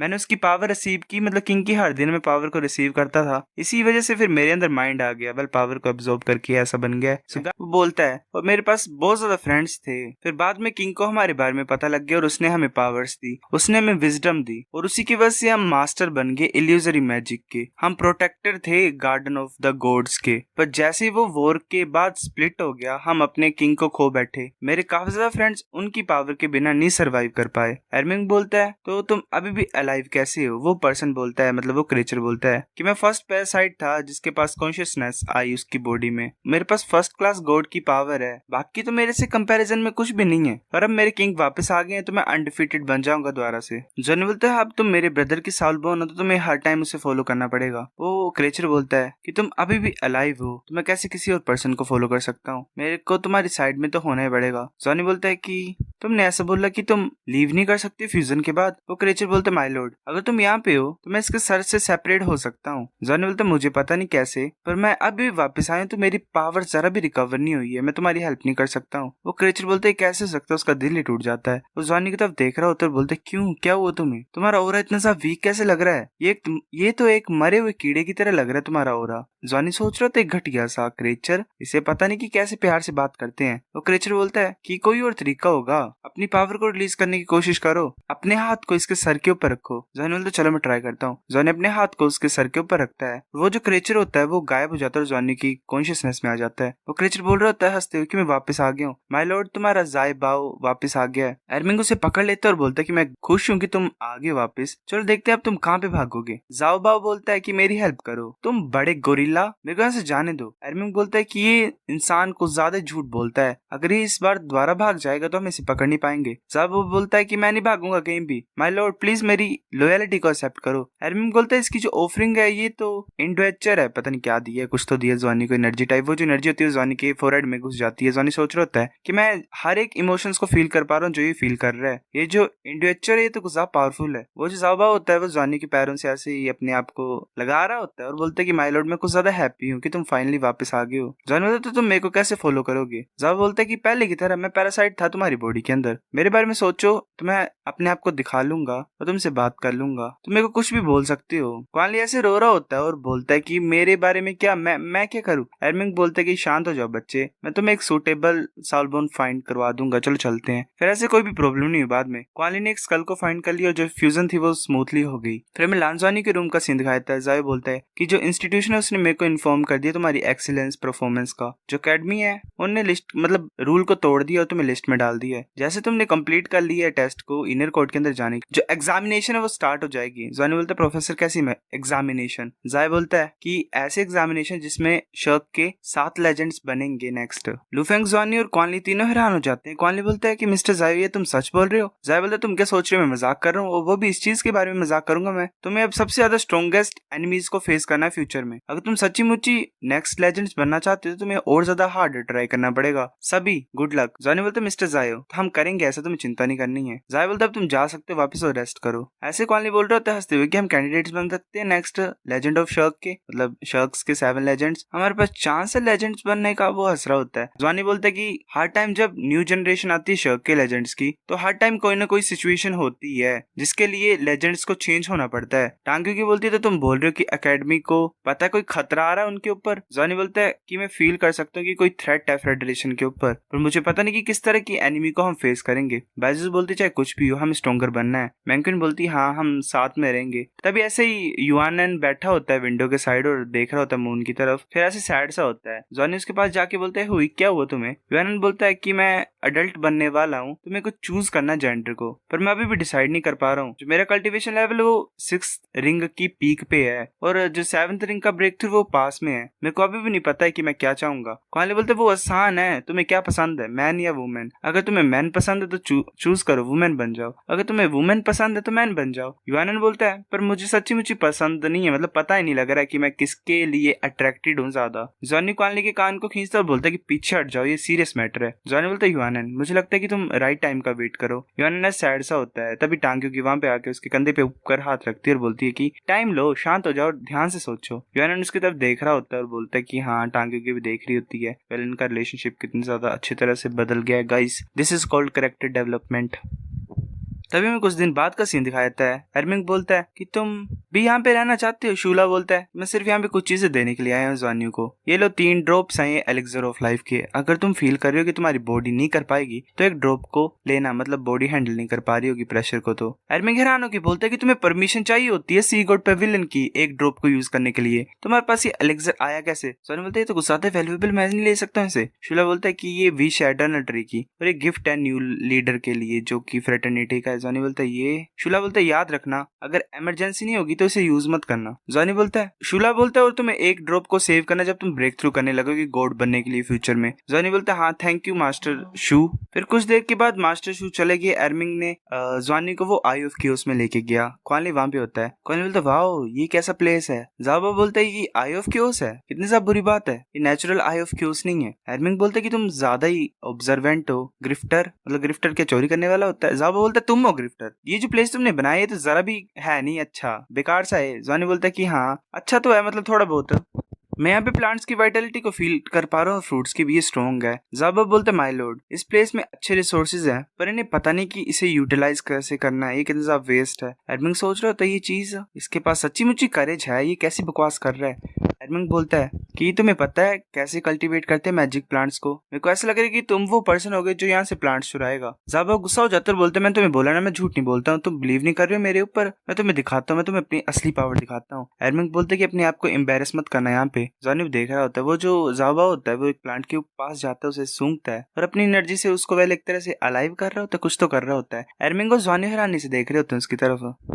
तो वो वाटर और फायर को मतलब मिक्स कर रहा होता है। एरमिंग बोलते हैं तो मतलब वाटर जो आइस और फायर क्रिस्टल से उसे कंबाइन कर रहा है, वो अपने हाथों से एक बीट टाइप बना रहा होता है एनर्जी का। एरमिंग बोलते है एक लाइट स्पेयर बन गया इस इंटेंस प्रेशर में। ये व्हाइट ड्रॉप है कैसी? वो जो पानी की ड्रॉप होती है वो प्लांट से लगती है, प्लांट में एक फ्रूट टाइप अपेयर हो जाता है और एक तरह से अच्छा हो जाता है वो। एरमिंग बोलता है वाह इसने तो फ्रूट भी प्रोड्यूस कर दिया, किस तरह का ट्रेजर है ये? ज़ाबा बोलता है ये गोल्डन थ्रेड फ्रूट है, ये कोई ट्रेजर नहीं है मेरे लिए, ये नॉर्मल फूड है मेरे मास्टर के लिए। एरमिंग बोलता है तो ये सच है क्या? तुम प्लीज जो भी ट्रेजर है इस प्लेस के उनका ध्यान रख सकती हो। ज़ाबा बोलते मैं ऐसे क्यों करूं? एरमिंग बोलते चलो डील बनाते हैं, तुम इसे फ्रूट दे सकते हो पर तुम्हें यहाँ पे उगाने पड़ेंगे बाकियों के लिए भी। ज़ाबा बोलते ठीक है ये इतना बुरा नहीं है। वो बोलते माय लॉर्ड प्लीज इसे खाओ गोल्डन थ्रेड फ्रूट को, फिर मेरे इंस्ट्रक्शंस को फॉलो करना और कल्टीवेट करना है उसमें। ज़ॉनी बोलता है कि तुम कमजोर ज्यादा लग रहे हो मेरे से, तुम खाओ। ज़ाबा बोलते कि तुम खाओ मास्टर, अगर तुम खाओगे तो इससे मेरी हेल्प होगी। ज़ॉनी बोलता ठीक है। ज़ॉनी खाता है उसे और बोलते तो कुछ ज्यादा अच्छा है। एरमिंग बोलते तुम्हें कैसा लग रहा है? ज़ॉनी बोलता अच्छा लग रहा है। ज़ाबा बोलते कि माय लॉर्ड हम अंडर वाटर कल्टीवेट करेंगे। ज़ॉनी को ऐसे एनर्जी कवर कर रही होती है, ज़ॉनी घुस जाता है उसमें। एरमिंग बोलते ग्रेट, अगर ये बाव के साथ है तो मैं रिलैक्स कर सकता हूँ थोड़ा बहुत। क्वानली बोलता कि सीनियर मेरा क्या होगा, मतलब मैं क्या करूँ? एरमिंग बोलता है कि कोई जाओ किसी प्लेस में और खेलो वहां पे, मेरे को पहले काम करना कुछ, मैं तुमसे बाद में बात करूंगा। एरमिंग सोच रहे तो मैं तो इसके बारे में भूल ही गया हूँ। क्वानली बोलता है कि चलो मैं भी यहाँ पे रहता हूँ और मेडिटेट करता हूँ। ज़ॉनी ऐसे नीचे जा रहा होता है। ज़ाबा बोलता है कि माय लॉर्ड शांत रहना, अपने माइंड को कंट्रोल करना। ज़ॉनी ऐसे मतलब पानी में होता है और एनर्जी उसे कवर कर रही होती है क्योंकि आइस और जो क्रिस्टल है उसकी वजह से एनर्जी गैदर हो रही होती है लेक में। फिर ऐसे ही जो आई ऑफ क्योस का हमें द्वारा सीन दिखाता है, ज़ॉनी पानी के अंदर होता है और उसकी बॉडी से एनर्जीज निकल रही होती हैं, वही दो हैं। ज़ॉनी बोलता है ज़ाबा बोलता है कि माय लॉर्ड अगर तुम्हारे पास फेथ है मेरे अंदर तो मुझे एक ड्रॉप दो एलिक्सर की। ज़ॉनी बोलता है ठीक है। वो एक एलिक्सर की ड्रॉप को निकालता है। ज़ाबा पता नहीं फूक मारता है एक तरह से और कुछ बना रहा होता है एक पैटर्न टाइप। वो पैटर्न टाइप ऊपर अपेयर हो जाता है ज़ॉनी के और उससे कुछ एनर्जी नीचे गिर रही होती है। ज़ॉनी बोलते ये तो कॉस्टिक वाटर है। वेल पता नहीं ये सोडियम हाइड्रोक्साइड वाला वाटर का नाम क्यों लिखा है यहाँ पे। ज़ॉनी सोच रहा था जो पेन थी मेरी बॉडी में वो चली गई, मेरे को अब अच्छा फील हो रहा है। फिर ऐसे 5 राउंड्स ट्रेनिंग के बाद ज़ॉनी के जो ड्रैगन स्किल्स होते हैं वो आगे मतलब बढ़ जाते हैं, एक तरह से इंक्रीज हो जाते हैं। ज़ॉनी सोच रहा होता है कि मैं फील कर पा रहा हूँ मेरी पावर को इंक्रीज होते हुए। जो आई ऑफ क्योस है तो परफेक्ट प्लेस है कल्टीवेट करने के लिए। ज़ॉनी फिर बाहर निकल आता है। ज़ॉनी बोलता है सीनियर एरमिंग एरमिंग बोलता है कि तुमने क्या किया है, ये आई ऑफ क्योस ऐसा कैसे हो गया? वेल काफी एनर्जी खत्म हो गई होती है। ज़ॉनी बोलता है ये क्या हुआ, इतनी ज्यादा कम कैसे पावर हो गई इसकी? ज़ाबा बोलता है फेक वर्जन थी आई ऑफ क्योस की, पर ये ठीक होगा, कुछ दिन दो इसे, ये नॉर्मल हो जाएगा। एरमिंग बोलते तुम्हें पता है ये प्लेस कैसे बना हुआ है? ये जो सैनलू प्लेनेट का कोर है उसकी पावर से बनाया गया है, तुमने किया क्या इसके साथ? एरमिंग बोलता है हमने ये सीक्रेटली बिल्ड किया है इस प्लेस को, किसी को पता नहीं इसके बारे में। अगर तुम 1% भी इसकी पावर को यूज करोगे तो जो मशीन है वो डिटेक्ट कर लेंगे कि जो एनर्जी है वो कम हो रही है, तुम्हें रोकना पड़ेगा वरना इस प्लेस के बारे में दूसरों को पता लग जाएगा। ज़ॉनी बोलता है सीनियर एरमिंग क्या मैं 1 साल बाद दोबारा यहाँ पे आ सकता हूँ? एडमिन बोलते नहीं, हम अफोर्ड नहीं कर सकते इतना ज्यादा एनर्जी लॉस को।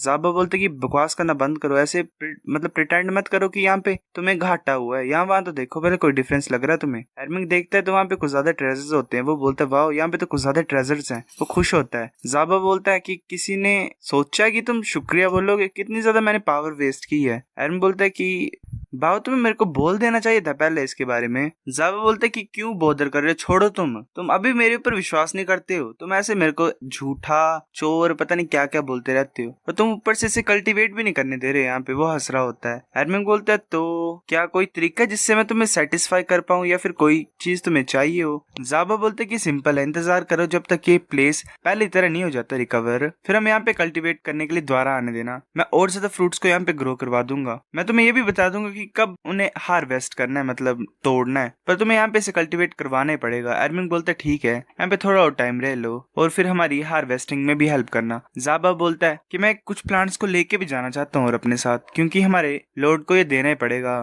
एडमिन बोलता है कि 3 की दे दूंगा मैं। जाबा बोलता है ठीक है। फिर ऐसे 5 दिन बाद की सीन दिखाता है हमें। एडमिन बोलता है कि ठीक है, आज से हम स्टार्ट करेंगे, मैं तुम्हें मेरी फैमिली की सीक्रेट स्किल को सिखाऊंगा। क्वानली बोलते सीनियर किस तरह की सीक्रेट स्किल? एडमिन बोलता है टाइटन फिस्ट। वो अपने हाथ पे एनर्जी ले आता है। वो बोलता है कि जो टाइटन फिस्ट होती है वो एक्चुअली में अलो करती है किसी पर्सन को कि वो और ज्यादा पावर यूज कर सकता है अपने पंच में। ऐसे कोऑर्डिनेशन को कैलकुलेट करके तुम अपनी पावर को और ज्यादा सही तरीके से यूज कर सकते हो, मतलब जिससे ज्यादा एनर्जी वेस्ट ना और डैमेज ज्यादा इंक्रीज हो जाए, ऐसा वैसा कुछ। एडमिन बोलता है अब ध्यान से देखो, वो पंच को ऊपर की तरफ मारता है, आसमान की तरफ, और आसमान में जो बादल होते हैं वो साइड में हो जाते हैं और एक लेजर टाइप ऊपर की तरफ मूव करती है। क्वानली बोलता है कि इसकी जो फिस्ट है तो गुस्सा पावरफुल है। एडमिन बोलता है मेरे को जरा भी फर्क नहीं पड़ता कि किस तरह की ट्रिक्स तुम मेरे सामने लाओगे, मेरे को सिर्फ अपनी फिस्ट ही चाहिए होती है तुम्हारे साथ डील करने के लिए। अपनी पावर को कंसंट्रेट करो पूरी तरह से, ये बेस्ट तरीका इसे यूज करने का। सबसे ज्यादा स्ट्रॉन्गेस्ट फिस्ट तैयार करो और देखो। वो फिर ऐसे ऊपर की तरफ पंच मारता है और एक ब्लैक कलर की एनर्जी टाइप फॉर्म हो जाती है आसमान में। ज्वानी और अनो के बोलता है गॉड लेवल मास्टर इतना ज्यादा पावरफुल होता है, ये तो अमेजिंग है। फिर ऐसे में बाद में सैनलो ट्रेवल सेंटर का सीन दिखाता है। एडमिन बोलता है कि अब तुम जा सकते हो, मैं इन्फॉर्म कर दूंगा तुम्हें जब आई ऑफ क्योस रिकवर हो जाएगी। क्वानली बोलते शुक्रिया एडमिन हमारी हेल्प करने के लिए इतने ज्यादा दिनों में। फिर ऐसे ही लांजानी और क्वानली वापस चले गए होम प्लेनेट पे। हमें शक अकेडमी का सीन दिखाया जाता है। क्वानली बोलता है कि मैं सी गॉड लेक पे जा रहा हूँ रात को, क्या तुम आ रहे हो? जॉनी बोलता है नहीं, मैंने कुछ क्वेश्चंस पूछने प्रोफेसर से। वो फिर आ जाता है वापस और बोलता है प्रोफेसर मैं आ गया हूँ। जहन में बोलते है कि मैं बहुत ज्यादा ग्लैड हूँ कि तुम यहाँ पे आए हो, मतलब अच्छा लग रहा है मेरे को ऐसा। जाओक्यू ने मुझे तुम्हारे परफॉर्मेंस के बारे में बताया, अच्छा किया तुमने। जॉनी कुछ चीज है जो तुमने याद रखनी है, मतलब अपने दिमाग में रखनी है। अगर तुम ऐसे लोगों की हेल्प करते रहोगे तो तुम्हारी खुद की प्रोग्रेस कम हो जाएगी और वो चीज नहीं जो हम देखना चाहते हैं। तुम ऐसे इनर कोर्ट में नहीं जा सकते हो। जॉनी बोलते प्रोफेसर क्या कोई तरीका जिससे हम सभी इनर कोर्ट में जा सकें? सिर्फ 4 ही लोग सिलेक्ट होते हैं हर साल, जो थे सीमा जियान, रोंग यूजुआन, मूरोंग शान और जुयुबिंग। जो ट्विन थे जिनकी मतलब 2 तरह की स्पीड थी उन्हें भी रिजेक्ट कर दिया गया, मतलब ये 6th जो एयर था इनका ज्वानी वगैरह का वो सिलेक्ट हो गए। सिर्फ 4 ही हुए और ट्विन तुम्हें पता ही है, एक लाइट वाला और एक डार्कनेस वाला। जैनो बोलता है कि हाँ उनके पास एंडलेस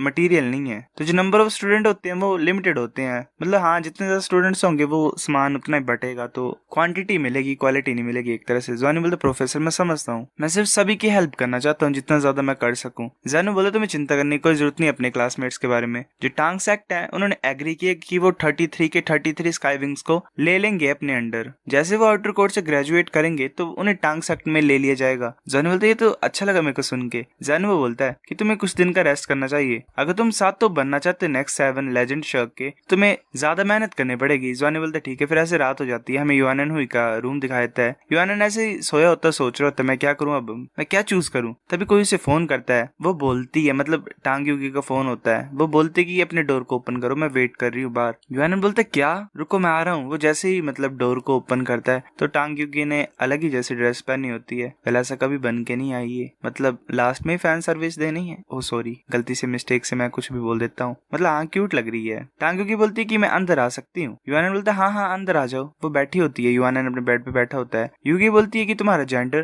तुम्हारे पास ज्यादा टाइम नहीं है, तुम्हें डिसाइड करना पड़ेगा। युआनन बोलता है मुझे पता है, पर इसी चीज को सोच सोच के तो मुझे डर लग रहा है, मैं क्या करूं। टांग युगी बोलती है कि ऐसी चीज है जो तुम्हारी पूरी जिंदगी को बदल सकती है, तो किसी को राइट नहीं, मतलब किसी के पास राइट नहीं ये डिसाइड करने के लिए तुम्हारे लिए। जैसे तुम्हारा कल्टीवेशन लेवल है, तुम काफी सारा टाइम पहले ब्रेक थ्रू कर पाते 7 रिंग पे, तुम्हारे पास सिर्फ 2 हफ्ते बचे हुए, तुम्हें जल्दी से डिसीजन लेना पड़ेगा। यूएनएन बोलता है मतलब ऐसे सैड होके कि मेरे ऊपर प्रेशर मत डालो, आगे ये कुछ ज्यादा हार्ड है। यूगी बोलती तुम डर किस चीज के लिए रहे हो, तुम्हें करना तो पड़ेगा ही जल्दी या फिर अभी, मतलब लेट। यूएनएन बोलता है कि तुम सभी सेम ही हो, कोई भी चूज नहीं करना चाहता मेरे लिए, मेरे को सिर्फ किसी की हेल्प चाहिए जिससे मैं ट्रस्ट कर सकूं। मैं कंफ्यूज्ड हूँ और ये कुछ ज्यादा पेनफुल है, जैसे कि तुम्हारा सीन था तुम्हारी 18th सेरेमनी के दिन, तुम तो फादर को भी तुमने आने नहीं दिया, चाहे कुछ भी हो, टांगों की ऐसे सुननी पड़ जाती है। यूएनएन बोलता है और तुम ऐसे सी गोल्ड लेक पे रहे थे और ऐसे अकेले में रो रहे थे। यूएनएन गुस्सा होती है, वेल अपने फिस्ट को ही ऐसे ही दबाती है जोर से और फिर शांति की सांस लेती है। यूएनएन बोलता है कि ओए मतलब मैं ऐसा नहीं बोलना चाहता था, क्योंकि खड़ी हो जाती है। यूएनएन पीछे की तरफ भाग रहा होता बोलता है कि मैं ऐसा नहीं बोलना चाहता, मतलब सुनो तो सही मेरी बात। यूगी बोलती है कि तुम डर किस लिए रहे हो, तुम मेरे सिबलिंग हो, मतलब तुम मेरे भाई और बहन एक ही तरह से हो, एक ही हो, मतलब क्या बोलूं मैं, तुम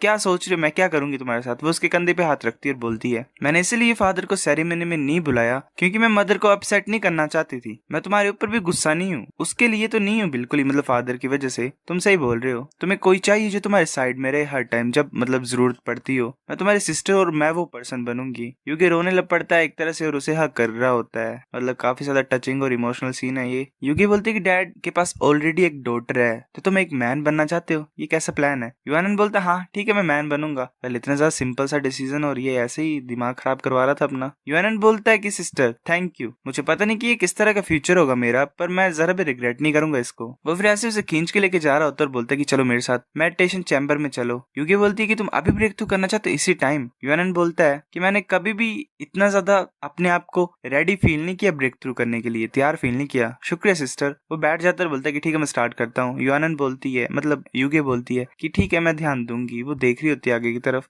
यूएनएन के राउंड में लाइफ एनर्जी गैदर हो रही होती है और उसके सामने 2 इंसान आ जाते हैं, वेल एक लड़का रूप और एक लड़की रूप। वेल इसी में से चूज करना है इसने। यूगी सोच रही होती है अब इसे चूज करना पड़ेगा। यूएनएन लड़के की तरफ हाथ करता है और वेल लड़का बन जाता है। एक तरह से उसके बॉडी में चेंजेस आ रहे होते हैं, ग्रीन लाइट ऐसे आसमान में फैल रही होती है, वो भी उड़ ही रहा होता है। यूगी सोच रही होती है तो 7 रिंग्स है, इसकी पावर भी इंक्रीज हो रही है इतने फास्ट तरीके से। यूएनएन बोलते कि तुम्हें पता है मैं हमेशा ऐसे हेजिटेट ही करता था अपने डिसीजन को लेने के लिए। मॉम और ग्रैंडमा चाहते थे कि मैं एक लड़की बनूं क्योंकि फिर मैं नेक्स्ट एल्फ क्वीन बन सकती थी। डैड के पास ऑलरेडी एक डॉटर थी और वो मेरे को एज अ सन चाहते थे, वो काफी ज्यादा लड़ते थे इस चीज के लिए, तो मुझे पता नहीं कि मैं क्या करना था मैंने, और ऊपर से अब तुमने मेरी हेल्प कर दी चूज करने के लिए, शुक्रिया। मैं मैन बनूंगा, मैं फिर स्ट्रॉन्ग ब्रदर बनूंगा तुम्हारे लिए और मैं अपनी सिस्टर को प्रोटेक्ट करूंगा। I love you sister. UK blush मार रही होती है, मतलब अच्छा वाला ब्लश, वो प्यार वाला ब्लश नहीं, फैमिली प्यार वाला ब्लश। गाइस गलत मत सोचो, वेल मैं ही सोचता हूँ सबसे पहले, क्या बताऊँ मैं। यूके आईज को क्लोज कर लेती है, वेल शायद कपड़े नहीं पहनने गाइस इसलिए हो रहा है ऐसा। फिर ऐसे जो ग्रीन लाइट थी वो जल्दी जल्दी मूव करने लग पड़ी और गायब हो गई। यूएनएन के चेस्ट के पास आके एक साउल कोर बन गया था। उसकी चेस्ट में एक जो लाइट थी वो ऐसे एक्सपैंड होती रही, एक ट्रांसपेरेंट ग्रीन क्रिस्टल फॉर्म होने लग पड़ा। एक स्मॉल एल्फ ड्रैगन जो था वो आ गया वहां पे। फिर साउल कोर पूरी तरह से कंप्लीट हो जाता है। वेल यूएनएन के 6 पैक गाइस। यूएनएन बोलते सिस्टर मैंने कर दिखाया। यूएनएन हैरान हो जाता है क्योंकि यूगी ने अपनी आईज क्लोज की होती है। यूएनएन फिर नीचे देखता है, वो बोलता है क्या, वो भागते हुए बोल रहा था कि आंखें बंद ही रखना ठीक है, मैं आया, मेरे को कपड़े पहनने दो। फिर ऐसे वो चिल्लाता है जोर से। यूगी बोलती क्या हुआ। यूएनएन बोलता है कि मेरे क्लोथ मेरे को फिट हो ही नहीं रहे हैं, क्या मैं लांसवानी के पास जाऊं और कपड़े मांगू, मतलब हेल्प मांगू उससे। यूगी अपनी आईज को बंद कर लेती द्वारा और बोलती कि ठीक है वेट करो। फिर ऐसे में फोर्जिंग रूम का सीन दिखाया जाता है। जॉनी ऐसे फोर्ज कर रहा होता है, उसे कॉल आती है। जॉनी बोलते क्या हुआ यूगी। यूगी बोलते जॉनी क्या मैं तुम्हारे कुछ कपड़े ले सकती हूँ। यूएनए ने ब्रेक थ्रू किया है, उसके क्लोथ्स कुछ ज्यादा छोटे हैं, वो रूम में वेट कर रहा है। जॉनी बोलता है मैं आ रहा हूँ। यूगी ऐसे बैठा होता है और बोलता है कि जॉनी मैं वेल एक लड़कियों की जैसे हरकत कर रहा है, टाइम तो लगेगा लड़का बनने के लिए। जॉनी बोलते तुम तो कुछ ज्यादा हैंडसम हो, तुम तो मेरे को भी जेलस फील करा रहे हो, जल्दी से कपड़े डालो तुम्हारी सिस्टर बाहर वेट कर रही है। फिर ऐसे जॉनी बोलते कि यूगी हमने कपड़े चेंज कर लिए, मतलब इसने कर लिए हैं। वो बाहर आ जाता है। यूएनए बोलते कि देखो जॉनी और मैं अब सेम हाइट के हैं। यूगी फिर ब्लश मारती है, वेल मुझे पता नहीं कैसा ब्लश है। यूगी बोलती कि तुम्हारा साउल कोर कैसा है। यूएनए बोलता है कि बहुत ज्यादा स्टेबल है, सब कुछ स्मूथली गया है। जॉनी बोलता है क्या तुम्हारे पास साउल कोर है, तुम कितने ज्यादा लकी हो। यूएनए बोलता है हंसते हुए कि जॉनी हो तुम हमसे डिफरेंट हो। जॉनी बोलता है कि ठीक है ठीक है। फिर जॉनी बोलता है कि यूएनए ब्रेक थ्रू अच्छा था, मतलब हमारे लिए अच्छी न्यूज है, अब हमारे ग्रुप में सिर्फ मैं ही हूँ जिसकी प्रोग्रेस जरा नहीं हो रही है, मैं डेफिनेटली फ्यूचर में ब्रेक थ्रू करूंगा। यूएनए बोलता है जॉनी हो तुम पहले ये पक्का करना है कि तुम सेफ हो गया, ऐसा करने से पहले तुमने कितना ज्यादा अच्छा किया हमारी क्लास के लिए, अभी टाइम है कि हम भी तुम्हारी हेल्प करें, ये लो ये तुम्हारे लिए। वो एक ब्लैक बैज देता है वेल जॉनी को। जॉनी सोच रहे तो ब्लैक बैज इस बच्चे के पास कब से इतना ज्यादा पैसा हो गया। जॉनी बोलता नहीं कुछ ज्यादा वैल्यूएबल मैं ले सकता हूँ। यूएनए बोलता है कि ले लो ये तुम्हारे लिए गिफ्ट है। यूगी बोलती है कि ले लो जॉनी तुम लीडर हो हमारी क्लास के और हमारी होप भी हो एक तरह से, ये गिफ्ट है तुम्हारे लिए और बाकियों की तरफ से, रख लो इसे। जॉनी बोलता क्या क्या तुम कर क्या रहे हो? सभी ग्रेजुएट करेंगे तो तुम्हें मटेरियल चाहिए, तो मेरे को क्यों दे रहे हो ये? यूकी बोलती है उनके पास इनफ है, काफी है कल्टीवेट करने के लिए, तुम्हें चिंता नहीं करनी है। ये जो बैजेस है कुछ भी नहीं है उस हेल्प के लिए जो तुमने हमारी की थी। जॉनी हम टीम है, तुम्हें भी हेल्प रिसीव करनी चाहिए हमारी तरफ से। जॉनी बोलता ठीक है मैं अप्रिशिएट करता हूँ, पर मैं इनर कोर्ट में पहुंचने से पहले, जब तक मैं पहुंचू नहीं प्लीज मुझे कुछ मत देना। फिर 2 साल बाद का सीन दिखाया था, वेल कुछ ज्यादा ही इन्होंने टाइम गैप लिया है। जॉनी सोचो जो फाइनल एग्जाम है वो आ रहा है, जो टेस्ट है एक्सपेरिमेंटल क्लास के लिए वो ज्यादा हार्डर होगा बाकियों से। वो जल्दी से भाग के, मतलब उसकी तरफ कोई आ रहा होता है, जॉनी हैरानी से देखता है, वो टकराता है जॉनी से। जॉनी तो ध्यान से, वो जो इंसान होता है वो बोलता है कि क्या तुम अंधे हो, तुम मेरे रास्ते में कैसे खड़े होगे, मरना चाहते हो? वो अपनी रिंग्स को एक्टिवेट कर लेता है। वो बोल रहा होता है जॉनी को कि मेरी तरफ आओ। जॉनी सोच रहा होता है कि ये पागल हो गया है, चलो पहले मैं इसे कंट्रोल करता हूँ। जॉनी अपनी ड्रैगन्स का यूज करता है, वेल ब्लड लाइन की पावर को, और उसे सप्रेस कर लेता है। उसने ब्लू सिल्वर ग्रासेस से बांध के रखा होता है। जॉनी बोलता है ब्रदर स्कूल के रूल्स तोड़े हैं, चलो प्रिंसिपल ऑफिस में जाते हैं। तभी एक लड़की वहां पे आती है और बोलती है कि प्लीज वेट करो। जॉनी बोलता क्या हुआ, क्या तुम इसके क्लासमेट्स हो?